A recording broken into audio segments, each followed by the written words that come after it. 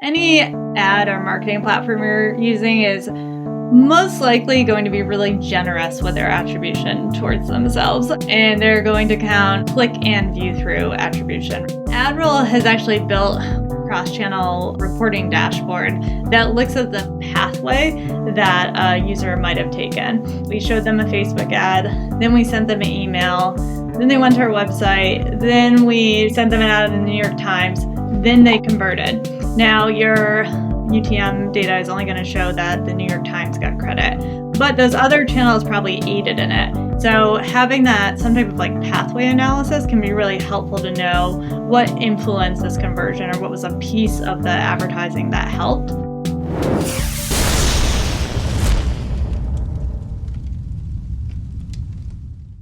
Hello and welcome to the DTC Podcast Tech Stack Edition. Today we are rolling with Lizzie Chapman, VP Partnerships at AdRoll. Today's cast is a deep dive into the coming third-party cookie-pocalypse that happens in 2023 when Chrome has promised to fully end all third-party cookies for tracking. In this podcast, you're going to learn exactly what is a cookie and what happens when they go away. You're going to get a full review of some of the efforts that Google is taking to replace cookies for both audience targeting and retargeting. And you'll learn about how AdRoll's email and ad targeting solution allows for massive gains in conversion rate. All this talk of cookies has me feeling pretty hungry already. On with the show. Today, I am here with a platform that I have worked with for a very long time, catching up on what's new with Lizzie Chapman, VP Partnerships of AdRoll. One of the things that I know AdRoll is super focused on right now is sort of helping users combat the coming third-party cookie apocalypse, as some people like to talk about it as. I'm sure most of our audience really understands what a cookie is and what's happening in the space. But why don't we start with a sort of general overview of exactly what a cookie is and what is happening to them over the next couple of years. What's already happened and what's going to continue happening to them. Yes. So there are two kinds of cookies. There are first-party cookies and third-party cookies. Third-party cookies have been the data currency of performance ads for many years. But first, let's talk about first-party cookies. So when you're visiting a website, the website owner can place a first-party cookie on the user's browser that allows them to know what you looked at on their site and provide a better experience. The problem with first-party cookies is they can only be utilized on one domain. Third-party cookies can be used on multiple domains on one browser. So say you visit Nike.com and you look at a pair of Air Force Ones, a third-party cookie gets associated with that product view and anything else you viewed on that Chrome browser. And then the next day you visit New York Times to read an article. An ad platform serving an ad on New York Times can see that third-party cookie from Nike on your browser and serve you an ad for the shoes that you looked at. So third-party cookies have been used for retargeting and also broader behavioral and interest targeting for years. Lastly, cookies allow for multi-touch attribution models. So say you viewed that Nike ad on New York Times and then 2 days later, you go and buy the shoes. The only way that ad can receive attribution is through a third-party cookie today. So they're really the basis of retargeting performance ads and a lot of brand advertising on the digital web. So yeah, and to me as a marketer, having come up, in this space for over 10 years now, it just makes sense that you'd be able to kind of retarget people across platforms. Why do you think, the reason that we're talking about a third-party cookie apocalypse, do you think it's because there's backlash from users who don't like to feel that they're being tracked around the internet with relevant ads? Why is there this big backlash against third-party cookies, would you say? Yeah, so I think something that's important to note is that cookies have been going away for years. Safari and Firefox stopped allowing third-party cookies in various ways years ago. Apple has put limits on device IDs, which is essentially the third-party cookie of mobile apps. Device IDs are actually even more persistent than third-party cookies. Third-party cookies expire after a certain period of time. A device ID is registered to your phone and stays the same forever. And then in addition to that, laws have been put in place. So California Consumer Privacy Act and then the EU's General Data protection regulations, CCPA and GDPR, for those familiar with the fun acronyms, have been forcing users, or not forcing publishers, to make users consent or opt in to being tracked and cookied. So this is not necessarily a new phenomenon. The difference here in the most recent news, as of now almost a year and a half ago, is that Chrome, which controls more than 60% of global web browsing, is no longer allowing third-party cookies by the end of 2023. This is all based on user privacy concerns. Some browsers care more about it, or should I say, don't have as many dollars tied up into it as others. So Apple doesn't have an ads business. They're not concerned about performance ads. Google very much has an ads business and is very concerned about the performance of ads. So you're seeing it being released a little bit slower with Google, and they're being more careful to work with industry leaders. They have an open source solutions being allowing all different companies to come in and make recommendations about how to do this in the future, because they also have an ads business and there's a competitive issue there too. If they make it really easy for themselves to advertise but not other platforms, that has been an issue and brought up in the news as well. So there's a lot of different players in the mix here that have different priorities, but at the heart of it, it really is all about users' privacy and controlling their own data. And so Chrome, if I understand it, has pushed back this date already a little bit. Like they've because they have so much riding on it, and I assume they're trying to come up with another kind of solution, they've actually pushed the date back as to when they're going to fully deprecate the third-party cookies. Is that right? Yeah, so I forget what the original date was. It feels like it was years ago. That was mostly pushed back because of COVID, and companies just weren't able to figure out what to do or put the investment into figuring out a solution around third-party cookie deprecation. The most recent pushback has actually been because of pushback from other companies around the competitive advantage of Google. So right now it stands to be the end of 2023. We will see if that happens or not, but they have made good progress around the alternative solutions that they're trying to come up with. And AdRoll has been very involved in those solutions as well. So what would happen? So say they just bumped it up and they said, okay, actually June 1st, 2022, just kidding, we're cutting all third-party cookies by 2022. What would our experience as marketers feel like in that world right now without another solution? Yeah, so performance would definitely suffer for brands' ads campaigns. So we saw these effects with Facebook when Apple released iOS, I believe it was 14.5. This really changed how conversion events could be tracked and forced apps to prompt users to opt in to being tracked. So this limited personalization and performance reporting. And Facebook's performance dropped about 20% for a lot of advertisers. Facebook mostly tracks on their app. That's how most people use Facebook. And so they were really limited in terms of what they could do. Their stock price saw that hit as well. So you can definitely, you could expect that performance would drop a lot if this turned off tomorrow. So that would be one piece of it. Not only would delivering ads to unknown quote unquote users become more challenging, but tracking the performance of the ads would be very difficult without third-party cookies. The benefits of online advertising has been the ability to track, which you can't do in TV or with a billboard necessarily. So brands would have to figure out alternative solutions very quickly to understand what's even happening with my ads and what should I be investing more into or less into particular campaigns. I think the one other thing that has already happened and would happen at a rapid pace is websites would start to limit content unless you subscribed or entered an email address. Websites make money from ads right now, and they have to pay people to produce that content. So we've already seen an uptick in that, but you'd see even more of that happening across the web. More walled gardens being put up just so that people can find ways to monetize. And I feel like that's just a gambit too, right? When as soon as you put any roadblock in front of someone to access your content, you're going to lose 90% of those people, right? But I guess it's the position that they're put in without being able to have reliable advertising, and then specifically reliable retargeting, which for so many advertisers is where that, the ROAS really comes, is being able to smartly retarget people who are in the purchase funnel. And when you lose that ability, it's going to affect your whole marketing campaign. And I guess for AdRoll being, for so so long having your bread and butter be that retargeting, it's probably forced you to look at some new solutions. So what is AdRoll doing to combat the third-party cookie deprecation apocalypse? Yeah, so one of the first things we did, even before third-party cookie deprecation, was to build an email product. That's an important piece of marketing, and so we do have an email product that's available to customers right now. More in regards to the third-party cookie deprecation, we built a whole team around future-proofing to start. We put a whole core team into figuring out what is our solution around this. We re-architectured our cross-device graph, the way we utilize first-party cookies, which are still allowed for the most part.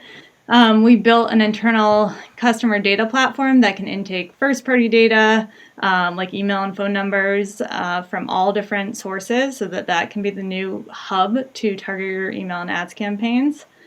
We've become very active participants in groups like the W3C, Google Privacy Sandbox, and other working groups across the industry. The Google Privacy Sandbox has probably been where we spent the most of our time. So as I mentioned before, that's essentially like an open source way to figure out what do we do without third-party cookies to continue to deliver performance for brands. And so we are in ongoing tests with something called Fledge, which is essentially anonymous retargeting and custom audience targeting without third-party cookies. We're also involved in their attribution API and their aggregated reporting API. We're testing non-Google solutions. So Apple has a new measurement solution. Microsoft has a non-third-party cookie retargeting solution called Parakeet. And then we're working with other identifier technologies. So LiveRamp is one of the leading ones. We fully onboarded LiveRamp's Ramp ID, which allows us to target ads without third-party cookies. So we are doing anything and everything to figure out how do we continue to deliver performance without third-party cookies in the future, but still use them today, right? Like they're still available. We are still using them in the places we can. The good thing about, Safari and Firefox eliminating third-party cookies is we can go and test solutions there, see how it compares to Chrome right now, where you can still use third-party cookies and get a really good gauge on the various solutions, and then implement that across everything so we're prepared when Chrome also starts not allowing them.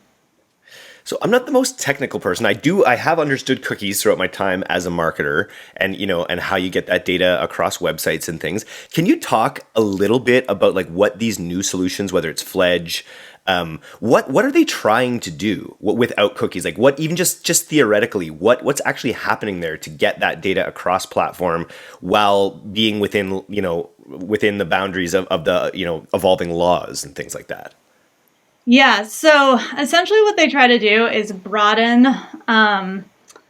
the size of the audience. So right now, a third-party cookie is one-to-one. That example I gave up front is I go on Nike and the New York Times.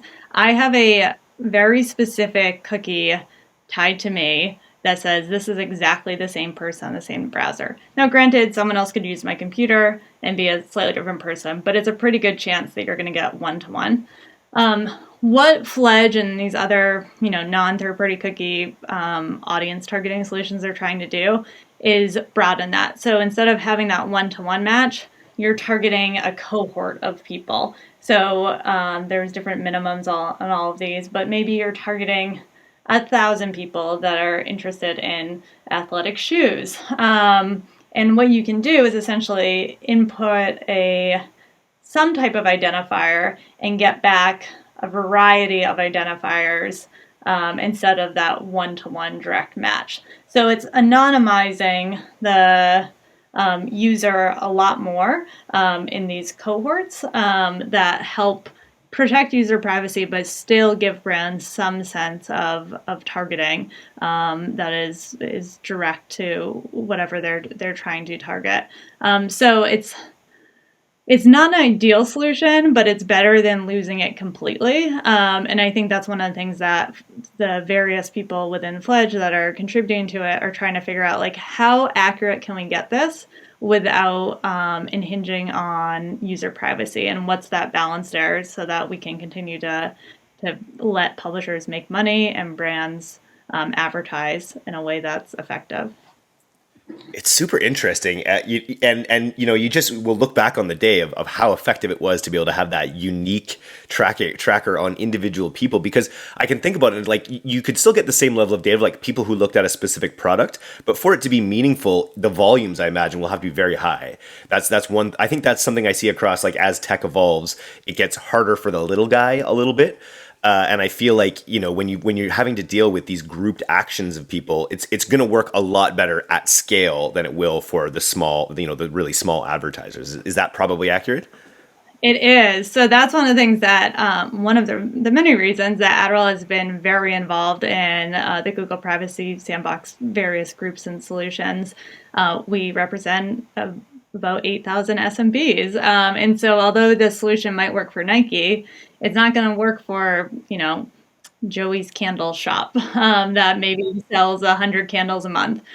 So we've been actively participating in those to say, hey, you really have to pay attention to SMBs and find a solution for them as well. And part of that is like minimizing the amount that you have to put in to get a cohort back, right? So some of the initial solutions say you have to put 1,000 IDs in to get a cohort back. Well, if you don't have 1,000 known customers, then you can't do any type of good audience targeting. So we've been a proponent of bringing those numbers down to 100, so that's a little bit more advantageous. The other things that we've been doing is like really focusing on what are ways to do prospecting better without having a large amount of known contacts and customers already. So we rebuilt our contextual advertising product. We've been involved in some of the working groups around contextual offerings so that at least you show up in a place that most likely is going to be associated with whatever product that you're selling. So there's a variety of ways to help SMBs. I mean, another way is really focusing on contact capture. So similar to the publishers that have content and they put it behind a walled garden, as a brand, an e-commerce brand, you want to think about how can I incentivize someone to give me their email address or phone number? Can you give them a discount up front if they give that to you? Can you opt them into an exclusive product release if they give you that information? So really helping brands figure out how to get more known contact information and not just have all anonymous users on their site. Yeah, I was reading about Google's how they're proposing to start doing audience targeting a little bit in that fully anonymized way, where they'll sort of assign categories to groups of users, again, not individual users, groups of users who are maybe interested in sporting goods or in this or that based on some of their behavior, but just having it always be in those big groups. Hopefully that trickles down to allow audience targeting for everyone, but it's going to be interesting. So in the past, like to get those like broad spectrum interest groups, you'd have to pay a third-party company that specialized in that for that group, and it was typically like a dollar CPM for every 1,000 impressions you sold just to target that group. In a world where most CPMs are around like $1 to $2, that's pretty expensive and not very accessible for SMBs. So I actually think that's going to be a good solution, that more like interest-based targeting that's available to broad spectrum and doesn't have a high markup CPM on it. So that is moving in a good direction, and I think will be helpful for smaller companies. I feel like those big third-party players, like the LiveRamps and other ones, they're not built. They're not as built, in my experience, for performance marketers who are looking, just to have your CPM doubled for most performance marketers is a non-starter. So the performance increases would have to be so great. I feel like those a lot of those third-party players really came up in that world of agency spend, where it was cost plus. And you're looking for things more like brand lift and other bigger things. In your experience, can really good third-party data make the difference to increase targeting enough to justify its cost? No. I mean, I've worked in the agency side. I've worked with some big brands, and honestly, the social platforms always did it better than those third-party providers. I will say the one caveat for LiveRamp specifically is that they've really changed their focus away from those third-party interest behavioral groups towards helping publishers and ads platforms which shifts the cost off of the advertiser directly, right? So instead of them going to the advertiser and saying, buy this segment, they're coming to AdRoll and the New York Times and other publishers and saying, use our solution to help power your identifiers and your cross-device graph, and to utilize multiple types of identifiers within each of those. And so what that's doing is setting the cost to AdRoll, which is going to trickle down somewhat to advertisers no matter what platform you're using, but you're not going to have that bulk upfront cost. So I do think they've done a good job pivoting into where it makes the most sense for all advertisers to see the benefit of it. Got it. Okay, so you mentioned your email platform, and obviously, with the deprecation of third-party cookies, there's a big priority on getting that first-party data from your users. So what has AdRoll built in order to, describe your email tool and like what it's doing in this environment to help advertisers? Yeah, so our email tool is basically the best word for it, adding on to what we're doing in ads already. So as third-party cookies go away, as I mentioned, first-party data is more and more important. So we've really focused on building up our partnerships to get that first-party data. So our integration with Shopify allows us to take in email addresses and the corresponding events, and then turn those into emails and ads targeting strategies. So an advertiser can come in, import their Shopify data, say I want to run an email and ads campaign targeted to my users. And what we've seen with targeting both of those channels against one user is 2x on conversions, and it happening in half the time. So we're really seeing like that power of the multiple channel effect together. In addition to that, we've also started to integrate into those walled gardens, so Facebook, TikTok, Pinterest, because they can still target on their inventory very well. There's logged in users, they know exactly who those users are. So we're kind of becoming this mission control center for advertisers where they can do open web ads, social ads, and emails all together, and target a user across all 3, 4, or 5 of those channels at once.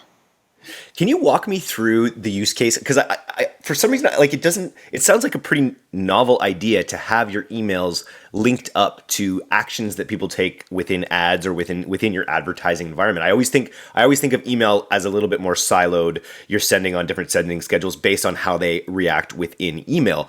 Walk me through an example of where you'd get a 2x increase on conversion rates by having users linked between their email and the actions they take on your website or the ads. So the best example of it is abandoned carts, which is a great use case for emails, also a great use case for ads. So if you come into AdRoll and you say, we call them marketing recipes, I want to set up my abandoned carts marketing recipe across email and ads, we are going to send out the same way emails always work, like the scheduled abandoned carts emails, and you can send, 1, 2, 3 of those, however many you've seen work best for you, and we'll give recommendations on that. In addition to that, we allow our bidding algorithms to bid against those same users who have abandoned carts with ads. So those could be the same customers that you're targeting with emails, or it could be right now anonymous users that you don't know. So you're not only targeting the known users, but also the unknown users, and you might be hitting them in multiple places. So those two things can run simultaneously together, and you're not even having to log into 2 separate platforms to set them up and make sure the targeting is correct across both of them. Nice. The thing that's blowing my mind lately, we have a media buyer who's running our ads right now for D2C newsletter to get new subscribers essentially, and she recently just sort of ran a report where she looked at only data that came from our CRM, from our email platform, and basically just used UTM data that found its way all the way to the source of truth, which is like our CRM. And she looked at campaigns, she looked at what Facebook reported across campaigns, and she looked at what our CRM reported as to how many leads came in, and it was just all over the place. It was incredible. Like some of them were 100% undercounted. Some of them were 100% overcounted. And what we found was that when we actually used, instead of using any platform data, we found that by using the data that ended up in our CRM to make our optimization decisions as to which creatives to keep running, which campaigns to keep running, like our results have actually have skyrocketed just by using the real source of truth versus the Facebook proxy, which I guess is a lot of guesswork on exactly how many people convert. Do you have anything to add to that? Like any comments on that? Yeah, I think any ad or marketing platform you're using is most likely going to be really generous with their attribution towards themselves. And they're going to count, like on an ads platform, for example, the click and view through attribution, right? Which is two different sources and is not going to be deduplicated against your other channels. AdRoll has actually built what we call our cross-channel reporting dashboard that looks at the paths customers take. So we take all that UTM data from any of our channels that our customers are running. We pull it all in and we try to create the pathway that a user might have taken, which can be super helpful to know, okay, that we showed them a Facebook ad, then we sent them an email, then they went to our website. Then we showed them an ad on, the New York Times is getting all kind of branding. We sent them an ad in the New York Times. Then they converted. Now your HubSpot, UTM data is only going to show that the New York Times got credit, which it got the direct credit, right? The click-through credit, which is important. But those other channels probably aided in it. And so having that some type of like pathway analysis can be really helpful to know what influenced this conversion or what was a piece of the advertising that helped. Sometimes those solutions can be very expensive, so recommend to SMBs to try to find something that is a little bit more cost effective, but UTMs can do a pretty good job of tracking conversions. Can your tool, so just in that example of they converted on New York Times, but they came from somewhere else, like, does your tool like learn that over time? So it's like, okay, this path to conversion actually works. And in that case, like maybe they see it in the New York Times, so it's like it has extra credence or something like that. And so therefore, when you have a user, again, that is in a multi-touch environment, that your system will actually try to get them onto the same pathway. Is that some of the learning that goes into the AdRoll system? Yeah, that's definitely what our ad algorithms do, right? So we're constantly looking at like which sites convert the best for this particular brand or this specific user and how, we want to pay more when that opportunity comes up versus less. So our ads algorithms automatically do that for you. What we're moving towards, and we don't have yet, is those recommendations. So through the pathway analysis, we see that every time an email is involved in some part of that path, you see a higher conversion. So make sure you're sending emails in these specific pathways or for this specific product. That data is very hard to levy up into individual channel recommendations. And so that's why we don't have it yet. But our algorithms automatically take that data and utilize it. So we've mentioned first-party data, and obviously, just making sure you're collecting email, collecting phone, either using the AdRoll tool or the other ones that are available out there. What else are things that people can do to kind of protect against the third-party cookie deprecation? Yeah, I think going off your point about CRMs, invest in a CRM tool. So as you're collecting all that first-party data, you're going to have a vast amount of data available. And so a tool like HubSpot or ActiveCampaign is great to organize all that data and have a really well-rounded view of each of your customers and how they interact with your site and potentially your ads or marketing channels as well. The other thing we recommend is to build strong relationships with your customers. So as I mentioned, when you are asking for an email, give them something in return, whatever that may be for your individual product. Another way we see advertisers build trust with customers is through loyalty and reviews programs. The reviews really help customers know that you are a trusted brand because other people have reviewed you and have a good review of your offering. And the loyalty programs can help with that as well. And then the last thing that we're seeing a shift towards is focusing on zero-party data. So when it comes to website personalization, let the customer tell you about themselves, what their preferences are, what their purchase intentions are, who they are. Essentially offer them to fill out a form and recommend products to them that fit their specific needs. The one caveat here is don't overdo that. Don't ask them every single time or in every single page, but that starts to let you do some website personalization, potentially collect their email or phone number through the experience that they have. So really it's like get to know your customer, let them tell you about themselves, and make sure that they trust you, because that first party data won't be shared unless there's that trust built.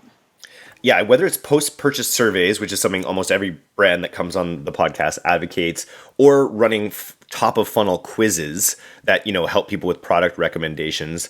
Both of those are super hot topics for people to collect that zero party data, as you say. So I think don't overdoing it is a great tip as well. It's just not, still just let them make those buying decisions without too much heavy handedness, I guess, right? Yes. Yeah. It's a balance, right? Like you don't want to be asking, I get annoyed when I go onto a brand's website and they ask me for my email address every single time. But sometimes I'm really in the mood, or sometimes I'm like really happy with what I found and I'm happy to get my email address. So it's a delicate balance of really getting to know who your customers are and figuring out when is the right moment. So as AdRoll has evolved as a platform, I'm sure it'd be easy to go with feature creep. Like there's so many different areas that you could kind of build in. I think one thing that you guys do well is sort of allow you just like, I'm thinking about like the way you would integrate with something like Yotpo, for instance, where instead of like, building a customer review tool, you just make it really easy for people to port their Yotpo reviews into the ad funnel via AdRoll. Was that sort of a conscious decision to just, do what you guys do best? And then integrate partners that do best in other areas?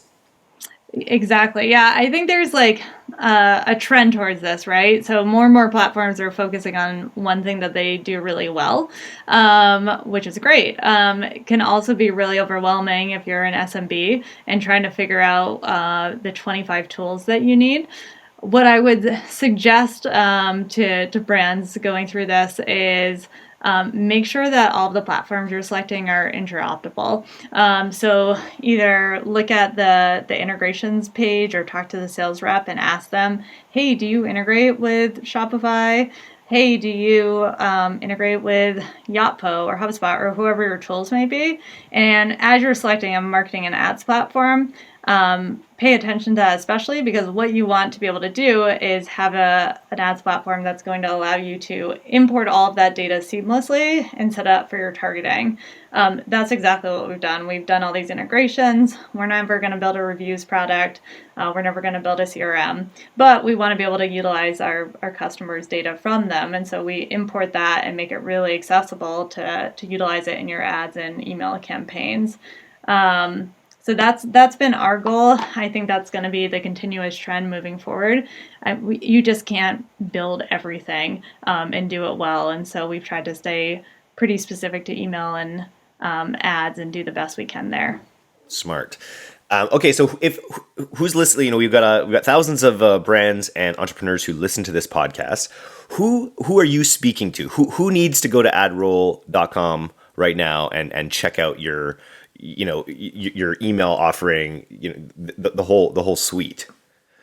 Yeah, so this is not the easiest answer, but really we cater towards two types of brands. So all within e-commerce, we do really well with retail in particular, but all e-commerce brands.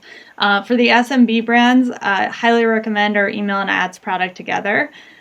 For mid-market and enterprise, our ads product with our connected channels has been a very popular option. Right now, if you're a larger brand running paid media, you have to log into your Facebook platform, your TikTok platform, your Pinterest platform, your ads platform.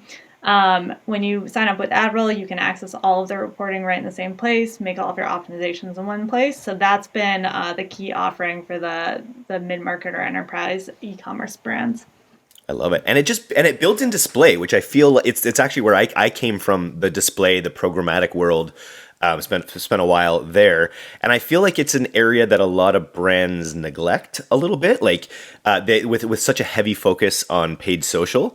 But to get it all in one place and have your paid social work with your display, work with your email is a pretty attractive offering, I would imagine. Do you feel like display is something that's a little under appreciated in today's ad environment?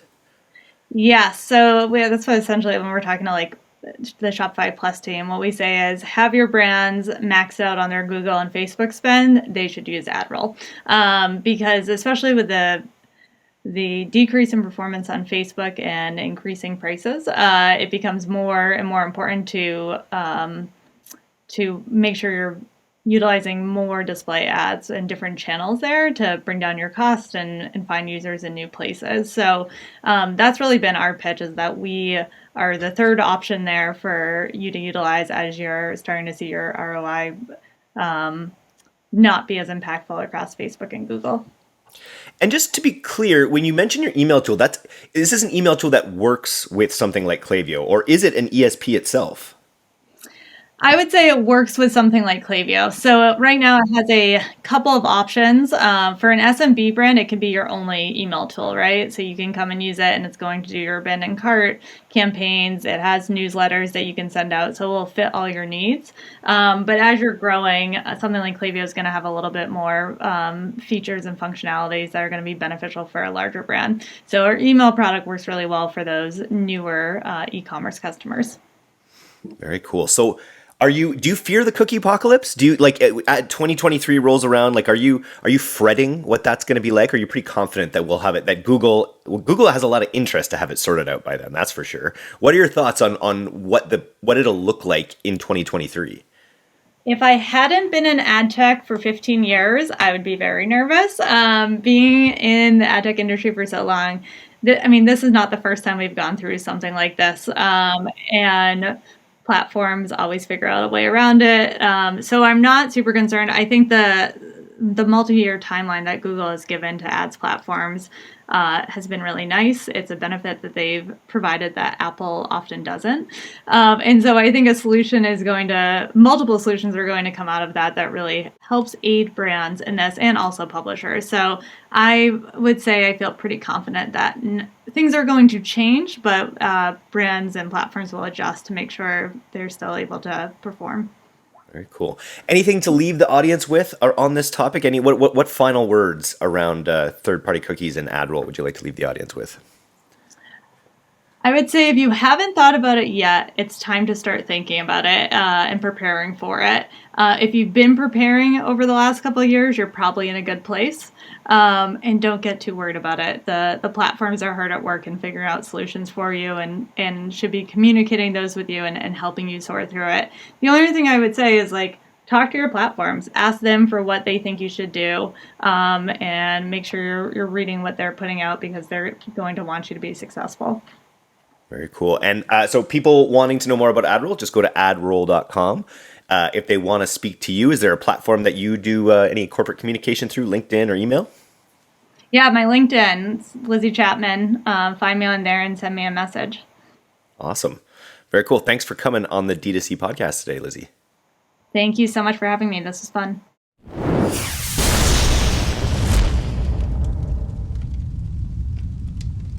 Thanks so much for listening to today's episode. If you're not a subscriber to our newsletter, you can do that right now at directtoconsumer.co.